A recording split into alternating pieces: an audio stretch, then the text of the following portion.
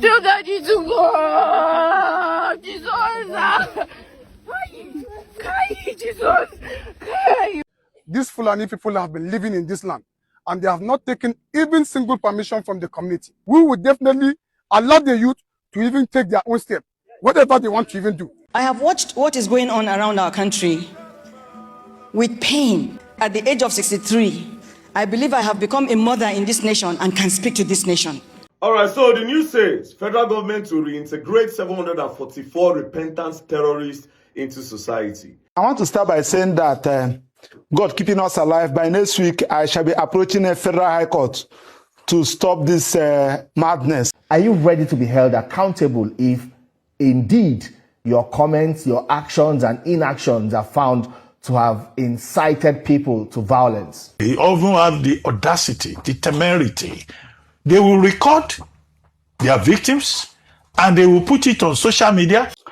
Hello everybody, welcome back to Plan B TV News Gist and Blog. This particular video is annoying. It's really annoying me. I don't really know why Nigeria government is doing this. If they are doing it on purpose to provoke Nigerians. Before we start, I want you guys to watch this particular video. We'll be right back. These Fulani people have been living in this land and they have not taken even single permission from the community. We have not given them chance. We have not given them any space for them to live in our own land. And us, the real owners of the land, we cannot longer go there to even take our own farm. Our women cannot even go there. Us, the young people, to even go there to even search for what is going to help us, we cannot even get there because they have surrounded us. In fact, whenever we are even going there, if we are not many, definitely will experience this kind of incident. Like last month and last 2 months, the same incident happened that 2 of my youth again died. And I have continued to plead with these youth that are here to even remain calm. I have continued to plead with them to remain calm. The same place that they killed 2 people that are around that Tahe is the same place that the death of a cow was found last 2 weeks, where we were even called for a security meeting for a report. And they detained us that we must provide the people that listen. But where are the people that are listening? And we know that these Fulani people, based on the people that escaped, is Fulani, they saw Fulani people that were even running after this thing. Where are they now? But last week we have to even buy a cow for them. But who is going to pay the life of this youth? And I want to call the attention of the government and the security agency. For so many months, I have continued to plead with this youth to remain calm. And I cannot even stop everybody here from doing what they want to do. And then nobody should come and hold me responsible or hold any committee leader responsible of whatever is going to happen. So we are calling them. If they are not going to guarantee our safety, our security here, we will definitely allow the youth to even take their own step, whatever they want to even do. So I'm saying this from today. From today, I will not continue to even speak with the journalists. I will not continue to even talk with people like this. But if the security cannot, imagine since yesterday night that this incident happened, I have not seen, I have tried, I have called the sector, I have called the DSS, I have called the police people. If not only the police people, the B division that went to take the other person to the hospital, but nobody have even come here. No government officials have come here. So I'm still pleading with the governor of Plateau State, even with the president of Nigeria, to come to our own aid. Or if not, we cannot tell the people what they are going to do. We'll be left. In fact, we are going to allow them to do whatever thing they want to do. And no community leader should be held responsible. If you check this leaf, they use it to cover a lot of people when Fulani people buy.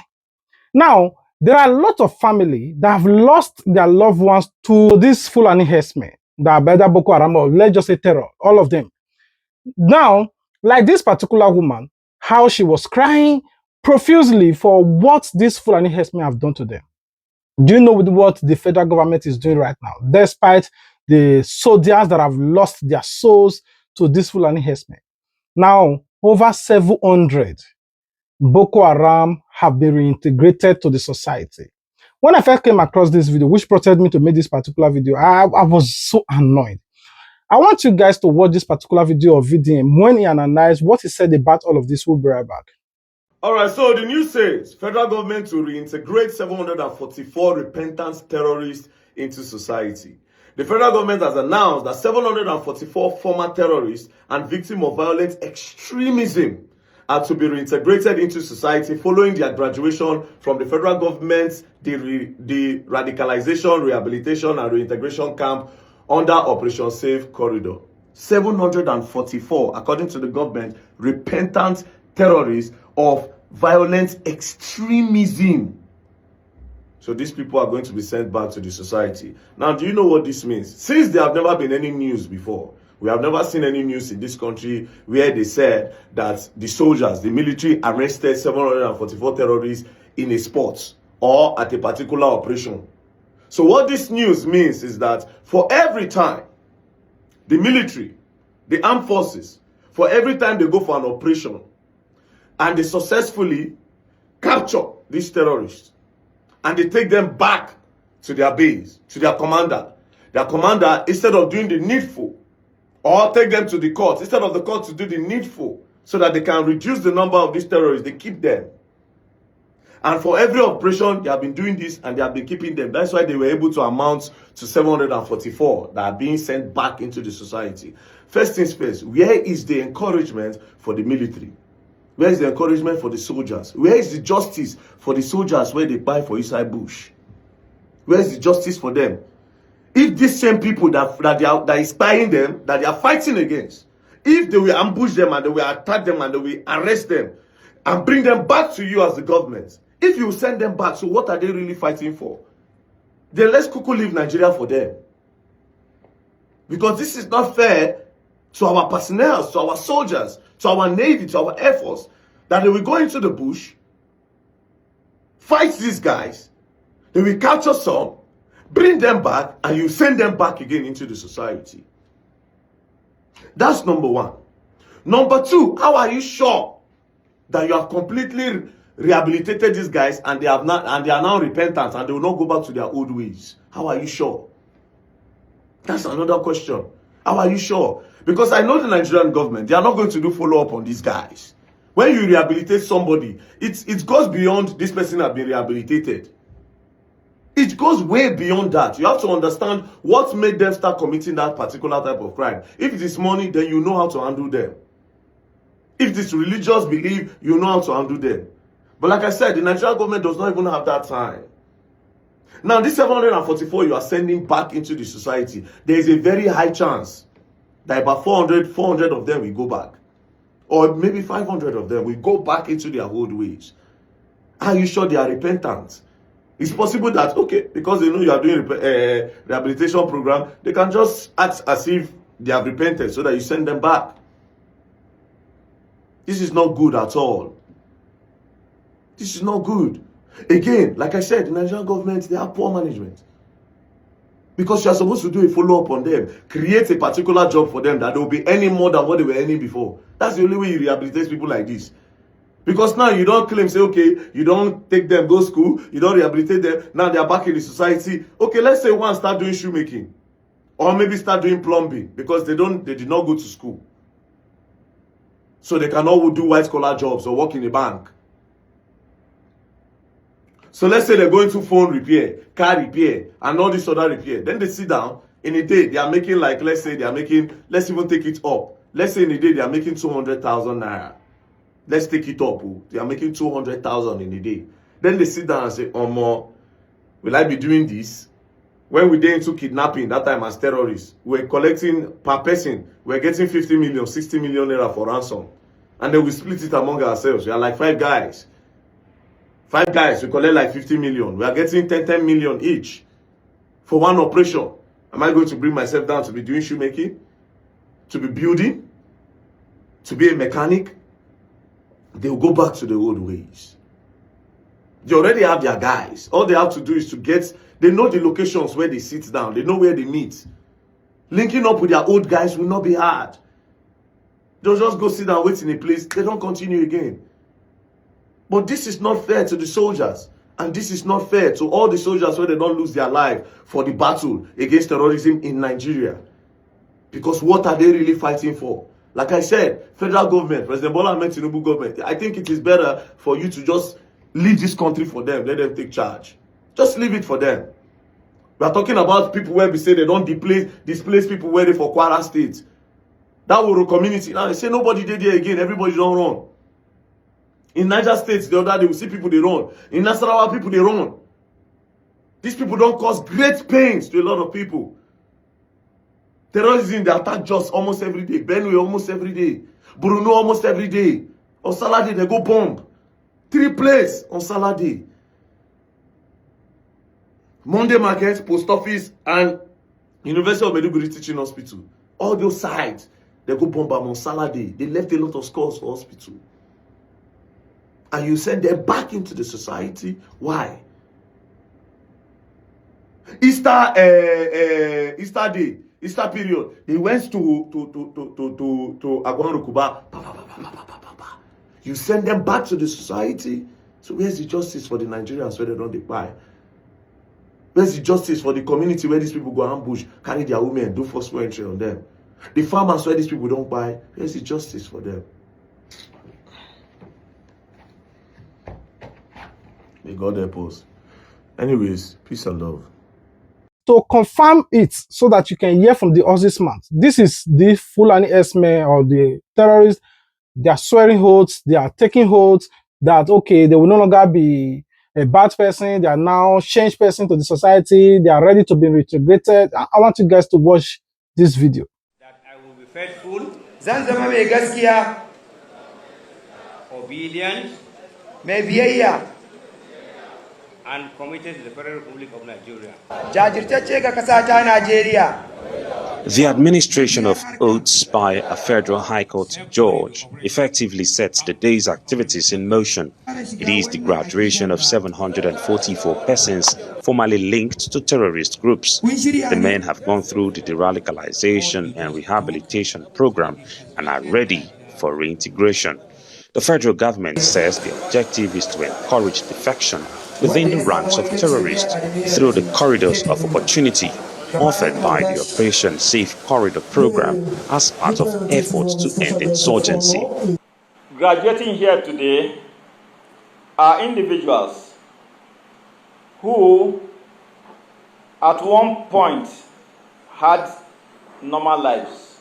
I want to start by saying that God keeping us alive, by next week I shall be approaching a federal high court to stop this madness.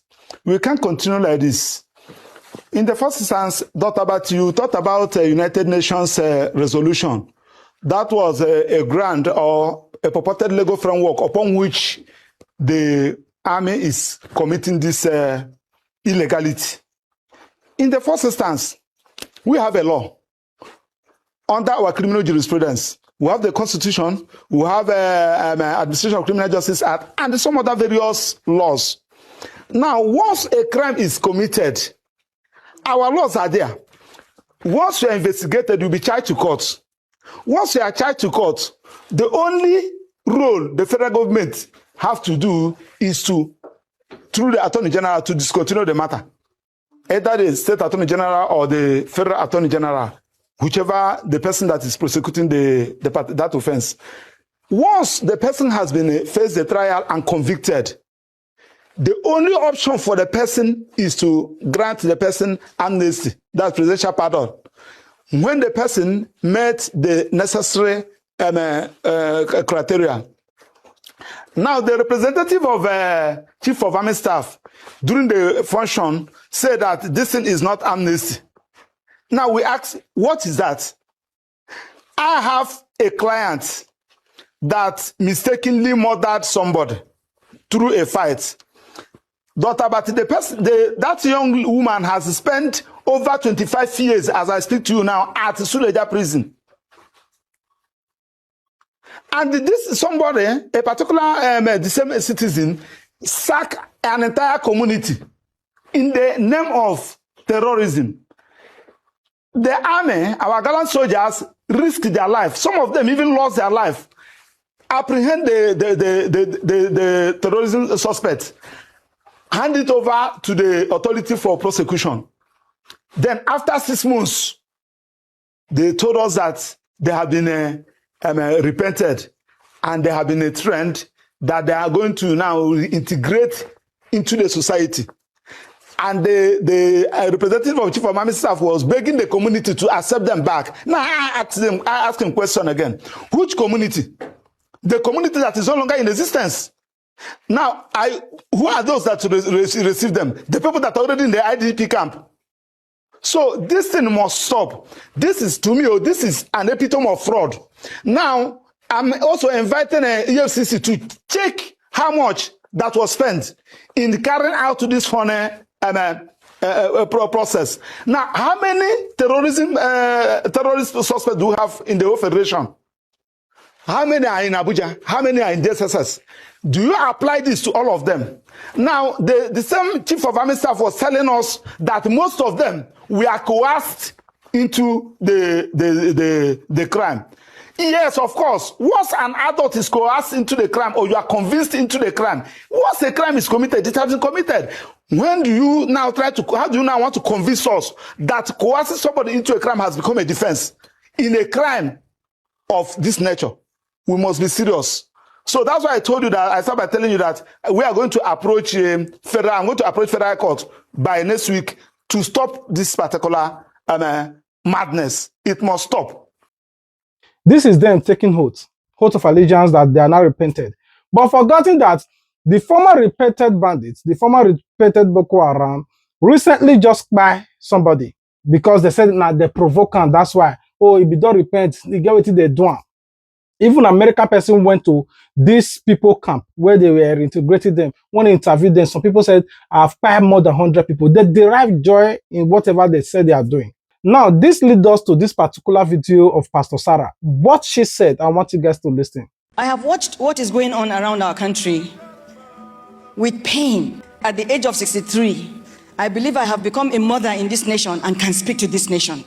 I have never spoken to our present president, but I will speak to you today, sir. The government is failing us.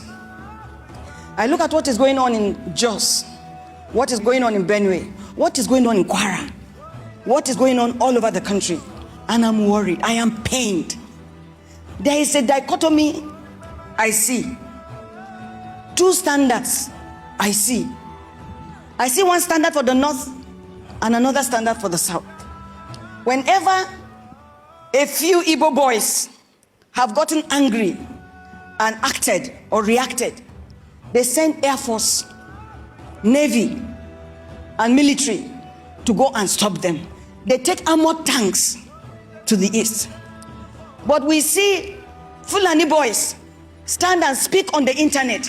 They say anything, do anything, and nothing moves. Instructions are given for nobody to move. Well, Nigeria belongs to all of us. God put us here. No man put us here. Christians and Muslims. My mother told me before she passed that these things we are agitating for, they have been agitating for them since they were children, and nothing changed. This platform, God has given it to me for a purpose, to speak for the helpless. Sir, why are the same soldiers and Air Force not hovering over Jos? Why are they not hovering over Kwara? Why are they not hovering over Southern Kaduna? Land have been taken. People have been removed from their land and nothing happens. If it were Igbos, there will be artillery and fireworks. They will be killing them like anything. Now, I'm not saying what they do is right because I actually don't know all the details. But what these people are doing too is not right. I don't know what the agenda is. I don't know what the plan is, sir. But Jesus Christ is building his church. And no force on earth will stop us. You can kill us, you can take over our lands and all, but we will always be in this Nigeria. So the time has come, especially in this Easter period, to remind all Nigerians that Nigeria belongs to all of us. And let there be justice. What you do in the south, do in the north. What you do in the north, do in the south. But this Nigeria will stand. The church of Jesus Christ will stand, and the gate of hell will not prevail against it.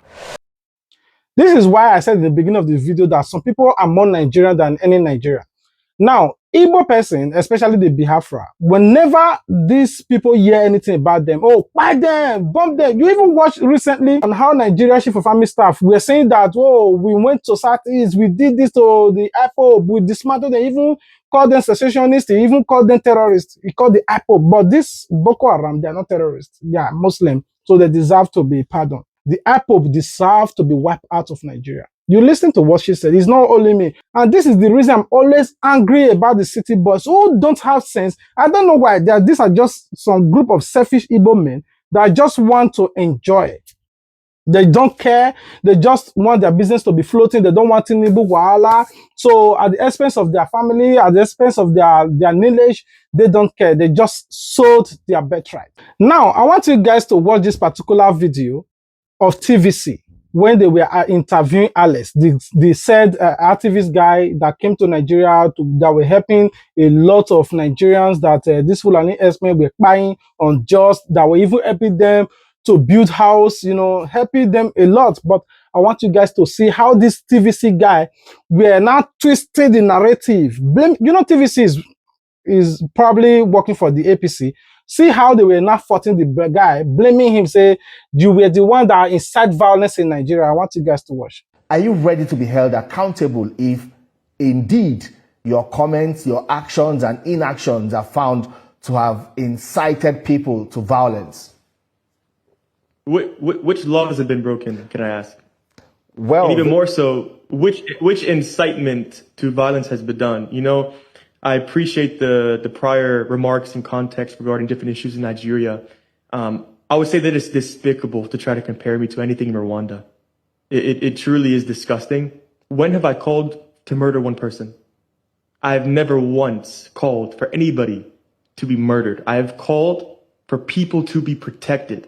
That the government is not doing their job. Alex, maybe not directly. Slaughtered. Maybe not directly. Maybe not directly calling for revenge attacks, but from what you're telling the people, they get more agitated, and this leads to defend themselves, violence. Yes, killing. To defend themselves. But we have the government and security agencies. Protect your own daughter and son from being killed by terrorists? Is that wrong? Is that harmful rhetoric?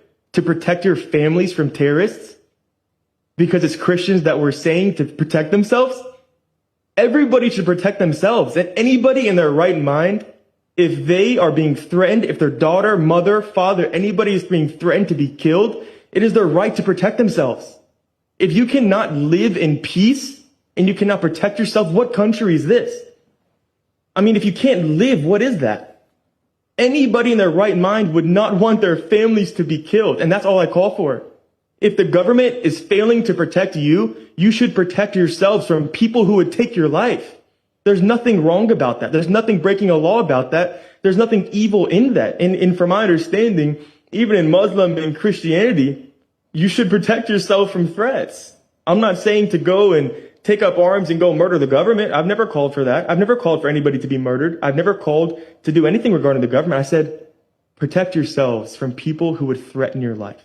Well, and there's nothing wrong with that. No law has been broken.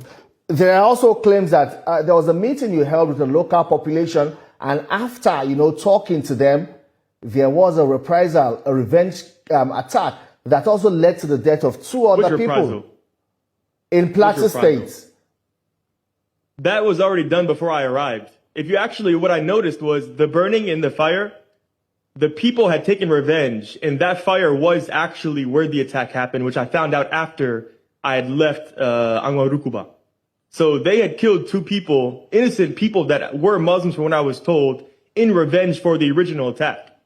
And those two people were in Akeke, from what I was told.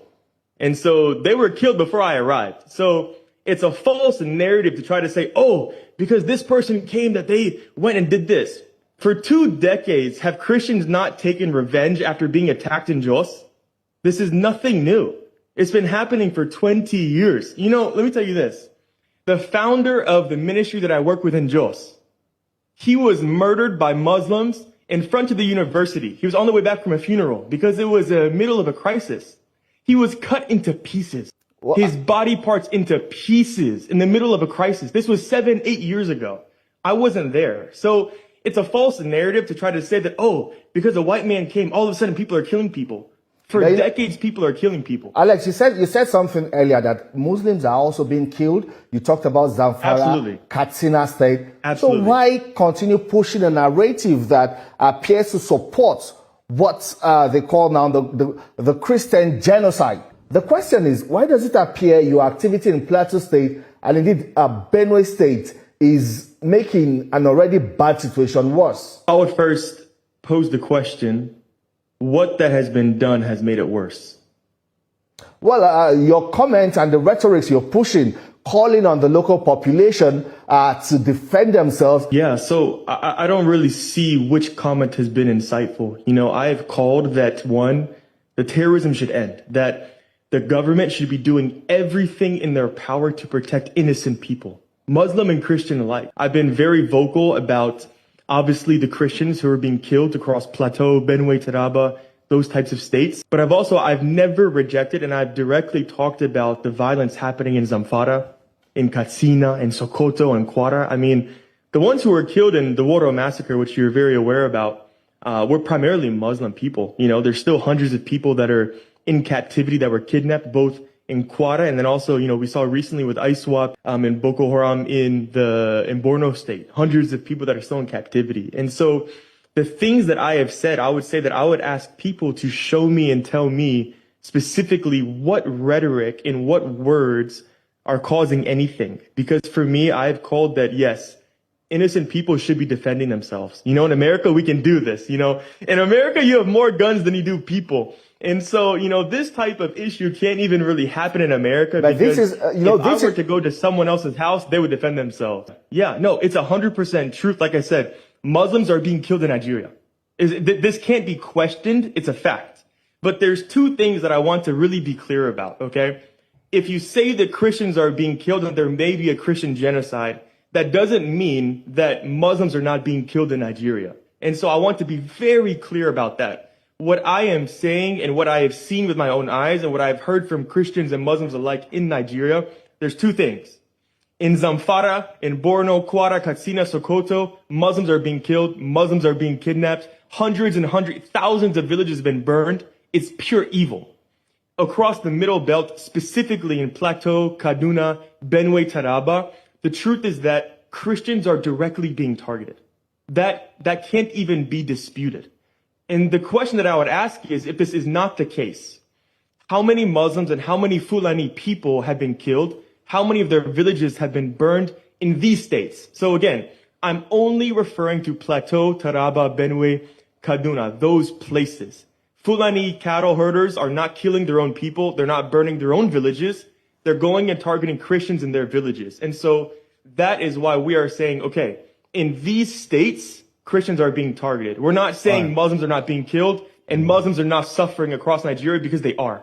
That's the truth. It's a fact. And I've never said anything different than that. All right, Alex, I would ask you now, it has been alleged that, you know, you're serving the interest of foreign influences. How do you explain allegations that, you know, you were invited by a certain aide to the former governor of Benue State to push certain political agenda in Nigeria? If I were to respond to every allegation, I would never move from a newsroom. The reality is that people will continue to allege anything they desire, anything they think. And what I would say is, if you want to allege something, then there needs to be evidence or proof of such. You can't just say that I'm going to allege that this person is this person is that, this person has done that, but I have no proof of that actually being done.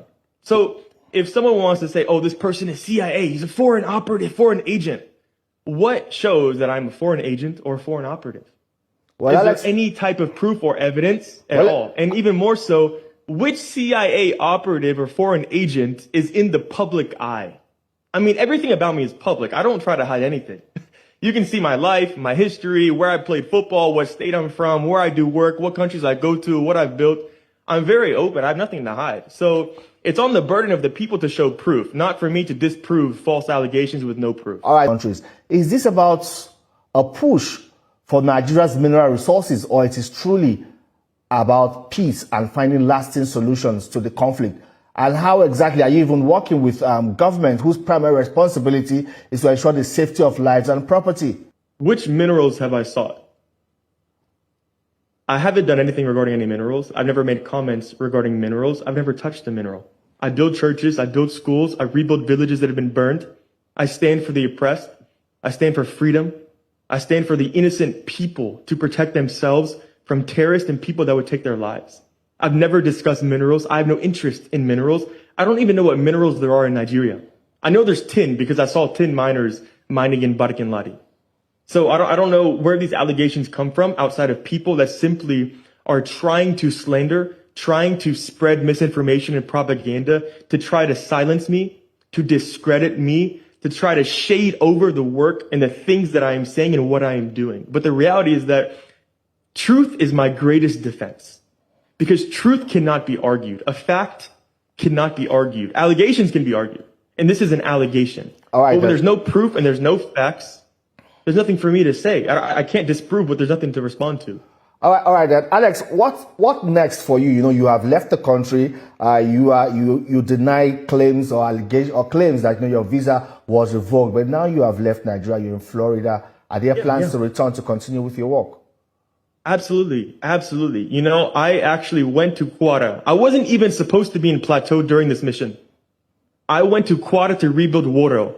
And when I got there, between the government, the governor, the chairman, military, they said that we're not allowed to rebuild Woro village. They said there was a heightened security risk in that area. And so I had to reshape everything. I had to drive 20 hours through the night back to Plateau to figure out what I'm going to do and to reallocate those funds specifically for building in Barkin Ladi. And so I'm waiting to still go back to Kwara to build for Woro. I have money specifically for that in the account for rebuilding. And so we're currently drilling. We're rebuilding a village in Barkin Ladi. And so we even did some building in Kebi. And so, yes, I absolutely have plans to be coming back to continue that work. You know, that is what I do. And I'm waiting to go to Woro. Alex, who is funding you? Who's funding your works? Yeah, absolutely. I'm very open about this. So in America, when it comes to nonprofits, the primary people that fund these types of organizations are, one, you have individual people that give to charity. That's how nonprofits are primarily funded. Two, you have churches that give, and then you have also organizations that give. And so you have three pools of people that if they believe in what you're doing, they believe in the work that you're doing and how it's being done or whatever it is, then they support you with funds. This is how it works in America and what do they want countries all around the world. And what do they want in return? There's nothing in return. You don't get anything. It's charitable. So you give without any type of expectation of being given anything back. So that's how it works for charities and nonprofit organizations, which Building Zion is a nonprofit organization. Are you committed to seeing lasting peace, or seeing the government, restore lasting peace to Nigeria and ensure that both Christians and Muslim population are protected? The answer is yes, unequivocally.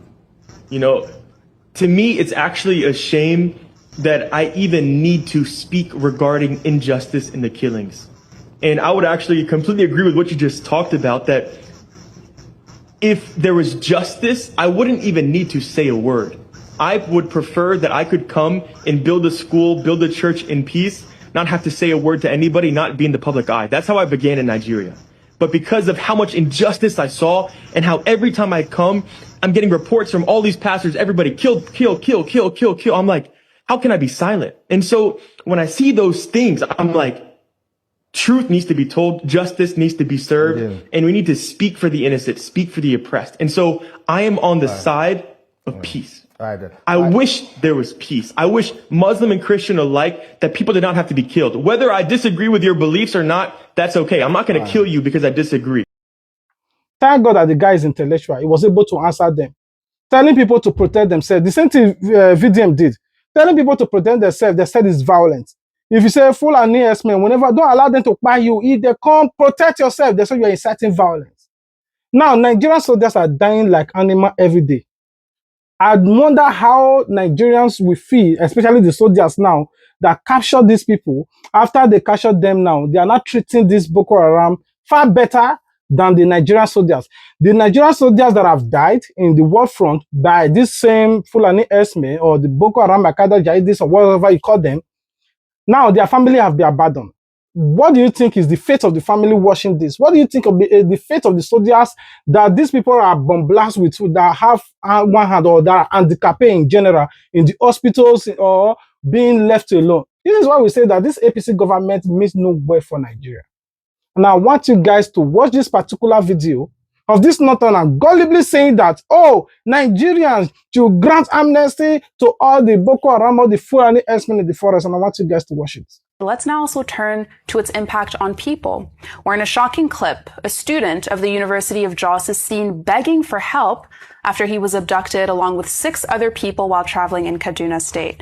Now, in the video reportedly shared to contacts from his own phone, he says the kidnappers are demanding 30 million naira, and this video just started circulating this morning. Terabati authorities are yet to issue an official statement on this, but we do know that the Kaduna State governor on Monday, Ubasani, said that groups seeking to undermine peace in the state will face the full weight of the law, and that essentially the state won't go back to the violence it has experienced in the past because his administration has worked hard to prevent things like the video that we just saw. Indeed, there is a very fierce debate in the north now between those who believe that you do not win this kind of problem with only military approach, and those that believe that you can win by talking, by negotiating, by consultation. The debate is still there. It's out there. The jury is still out. But I understand a mixture of the two has been used successfully in quite a number of places already. So maybe in the end, this has to be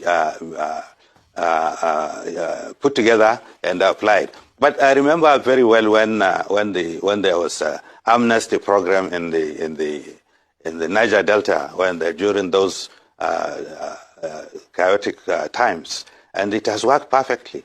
They were given amnesty. They were sent to school. They came back. They become integrated in the system, and they are useful products and citizens of Nigeria. That also aspect can be looked at in terms of the North. Most of these bandits have not had the opportunity to go to school, have not had the opportunity to actually enjoy what we ordinarily do in the cities. And it's just for government to probably, while extending hands of friendship, but also making it quite clear that what they are doing is illegal and criminal, and so those that are caught in the process are punished. Well, I mean, this should be embarrassing for all of us, because that University of Jos student could have been anybody else traveling to Kaduna. He said he was on his way to Kaduna with 7 others, and then they got kidnapped. They've been robbed of their dignity. They've been robbed of their freedom.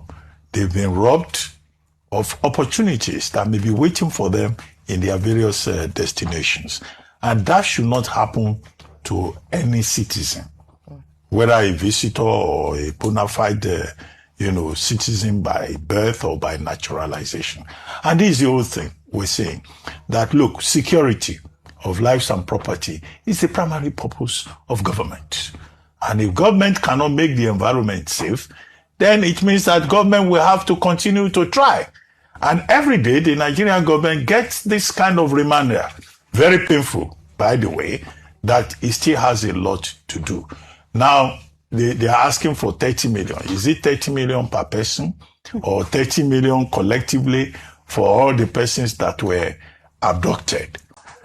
And then these people, they often have the audacity, the temerity. They will record their victims and they will put it on social media. And then we talk about intelligence collection, collaboration, interagency collaboration. Is it that the science, the technology does not exist for some of these things to be tracked? So this is why there are questions that need to be asked again and again. Well, the latest is that the president has met with the security chiefs and other heads of security agencies. And of course, without even getting a statement from government, we know he will have asked them to do more. And I was even suggesting earlier on that maybe the chief of defense staff should be asked to relocate to Jili Market so that that axis can be... you are smiling. No. The other day, he was asked to relocate to Borono. And I told you that is the job now, to protect the rest of us. But this kind of situation is very unfortunate, and we hope that help will come their way, the affected persons. But of course, you know that the official position of government is that government does not pay ransom. Right. But there must be other ways in which help can be taken to these victims. Absolutely. And there's also just something so scary about the fact that that video was essentially shared from his own phone, or from his own contact to the people on his contact list. Now, Arise TV News talk about this. The only thing that is paining me is that it seems to be like some part of Nigeria are more Nigerian than any other Nigeria. Because when these people do anything, it seems to be normal. Nobody have to talk to them. You know, they are Muslim, they are Fulani, you have to talk, you don't need to talk to them. They can do anything, undo. So, you know, whatever. A lot of you saw this particular woman when she was crying, that the woman that carried her son when her son by, and even the people that went to church to kidnap and all of that. A lot of things is going on in Nigeria. The only thing the APC can think of is to reintegrate these people back to the society. Now, anyway, I will rest my case here. I love you guys. Until we meet again. Peace out. They have their dreams. They have visions and aspirations. However, due to circumstances beyond their control,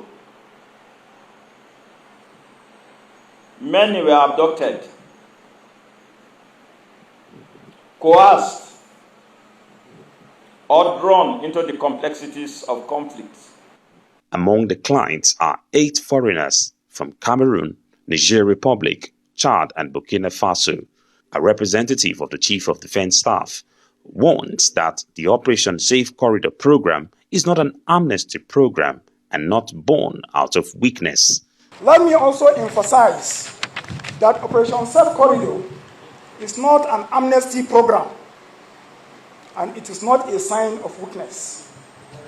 It complements military operations by addressing the human terrain of conflicts, reducing recidivism, thus relapsing back to former criminal actions, and weakening the ideological foundations of violent extremism. Dressed in white traditional attire made specially for the occasion, the graduates promised to turn new leaves and be good citizens. Today we are very happy that we have successfully passed through the program with many experiences and stories to tell. And I want to as well call on those who are still indulging in any criminal or unlawful activities, those who are carrying arms against the government, to rescind their decision and come and join hands together with the government to develop our nation for the benefit of our future generation. The deradicalisation, rehabilitation and reintegration program is one of the most controversial aspects of Nigeria's fight against insurgency. While it has been adopted by the federal government and receives the backing of international organizations, critics cite the lack of justice for victims as one of its flaws. There is often the problem of reintegration, as communities are often reluctant to accept deradicalized persons due to their previous ties with terrorists. But experts advise that military action alone cannot win this war, as more is needed to keep the peace. Ferdinand Durocher, Arise News.